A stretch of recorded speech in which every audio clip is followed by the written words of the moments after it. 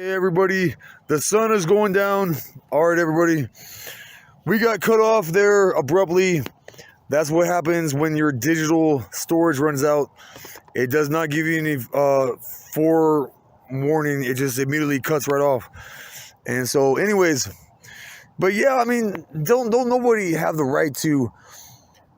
You know, when you realize jobs are for losers, houses and vehicles are liabilities, the education system is a scam, and it was deliberately designed that way. They don't teach you about relationships. They don't teach you critical thinking knowledge. They don't teach you how to build wealth. You know, none of that shit. So they create all these problems. And then once people commit crimes, because Gandhi will tell you, I discovered in this book called The Bhagavad Gita, selfishness causes violence in institutions. Okay. The government, the Rothschilds, they could eradicate homelessness and hunger around the entire world. And then there would not be anybody in I don't care because anytime what happens in any institution,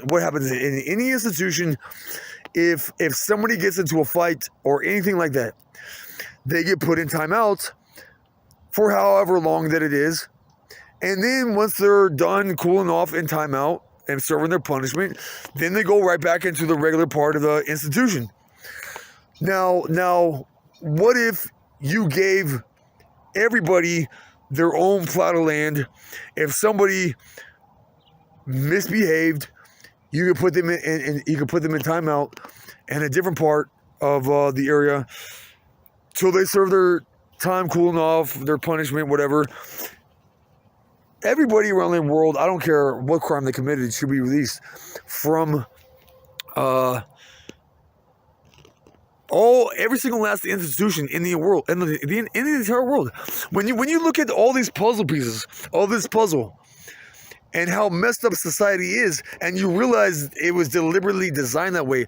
The government, as you could tell by the painting, I'm painting here, by the picture I'm painting here, you could tell that the government and doctors and lawyers are the most heavily taxed wage earning slaves too.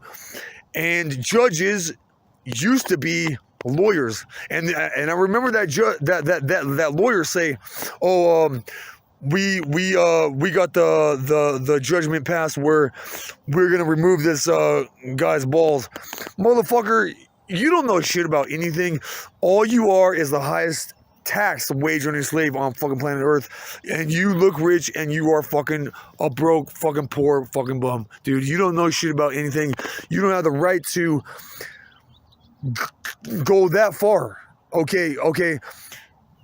The government, as you can all tell by all the videos you watch, you can tell the government does not have the best interest at heart of people's heart. Okay, so they're the ones that create all these problems, and then they act like they're providing the solutions to the problems that they create. Okay, so, but anyways, so it's kind of like the underdog states. They were the most open-minded about interacting with young girls, and I've heard this about if a Lolita tries to seduce you in America, I heard it's usually a less than attractive girl, which unless she has Down syndrome, I mean, anyone, unless they have Down syndrome, unless they're retarded, they can improve their looks tremendously. People have absolutely no idea how much anyone can improve their looks. Okay, so, but that girl that was a part, she was half of her genetics were from Idaho, the other half was from Oregon. Her and that girl I met in Kansas that was from Rogers, Arkansas. They were the ones that. Oh yeah. And out of those two girls I met in that adult foster care home in East Helena, they both tried to warm up to me. And when I was in jail before that, I met somebody that was from Minneapolis, Minnesota, where that mall, the biggest mall in the country is, called the Mall of America.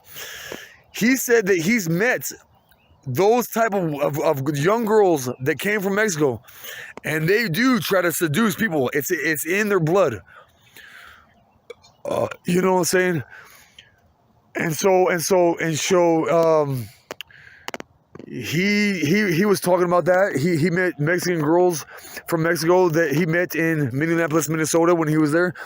And then later when I was on probation in Montana after that, in East Helena at that adult foster care home, it was the father and the mother that were married. I lived with him in the same house. I was paying rent to stay there, and they had their two daughters. It was either the two girls were their daughters or some other relatives' daughters, but they would like stay at the house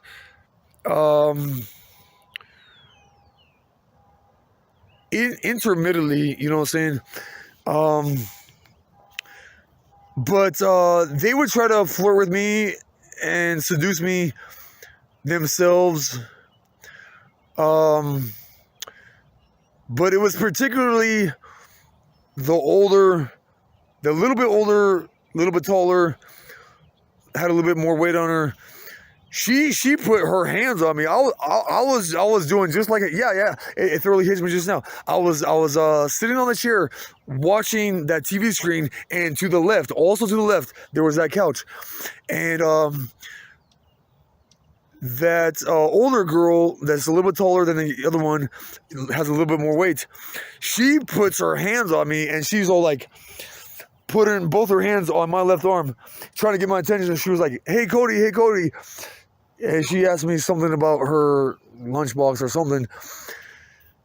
Yeah, because it was kind of odd, because before that, the day before that, when I went to a mental health meeting appointment, as I had to do periodically for the conditions of my probation, and they have a very hypersensitivity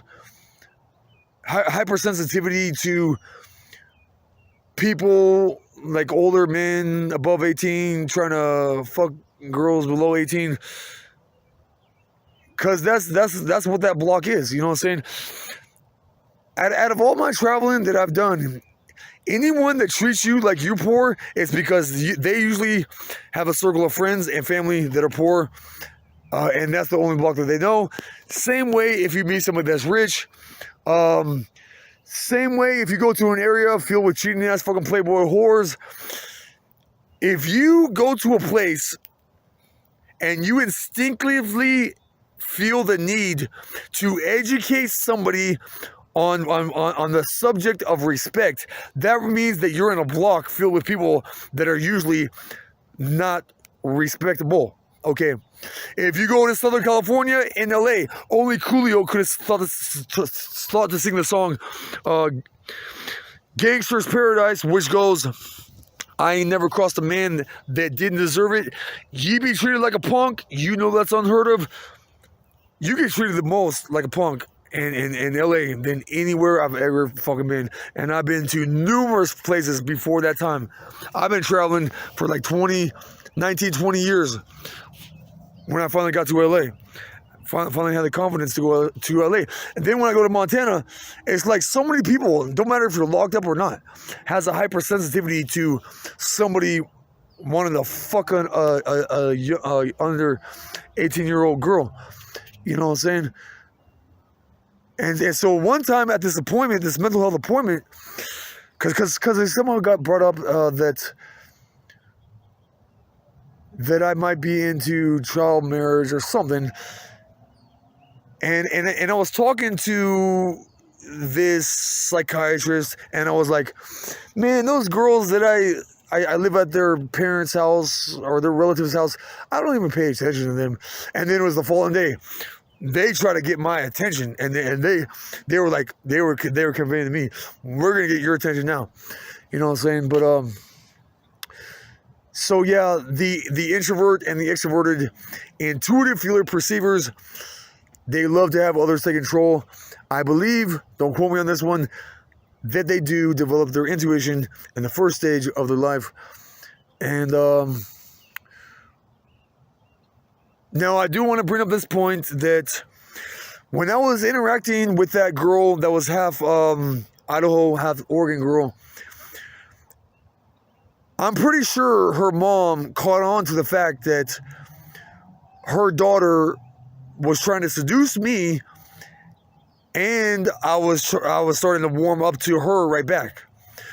Now, when I interacted with that one uncle's niece in that college town in Kansas before the Rainbow Gathering, when I was flirting with that girl who was trying to seduce me first, the uncle says to me, "Man, you better stop hitting on my niece."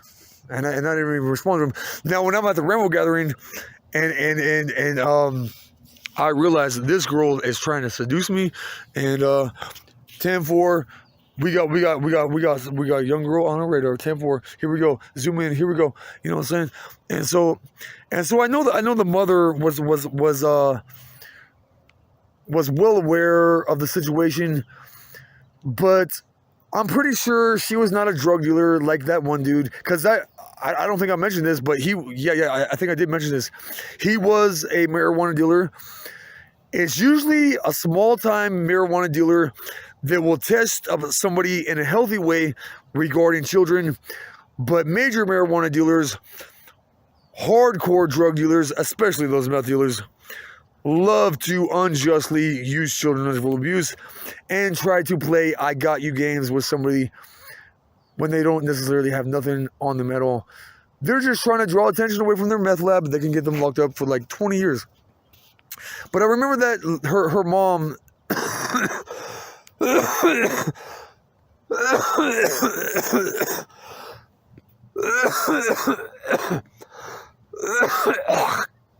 I remember that mom of that girl that was part Idaho, part Oregon girl. In Oregon, they have the highest percentage rates of what they call sex offenders. In Idaho, they have the highest percentage rates of child marriage.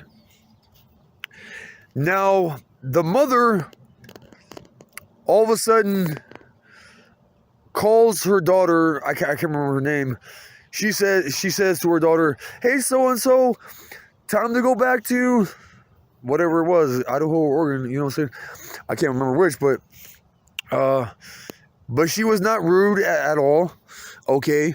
And like I said before, you usually treat others like the only block that you've ever known. You usually see the world coming from the block that you've only ever known, okay?